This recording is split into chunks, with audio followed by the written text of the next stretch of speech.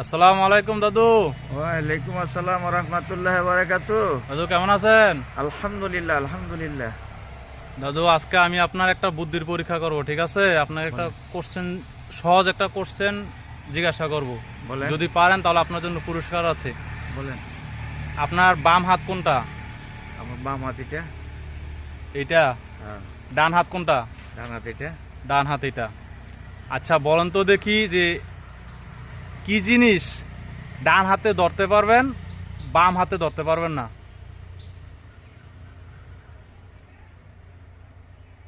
কি এমন জিনিস যে ডান হাতে ধরতে পারবেন, বাম হাতে ধরতে পারবেন না? 10 সেকেন্ড সময়।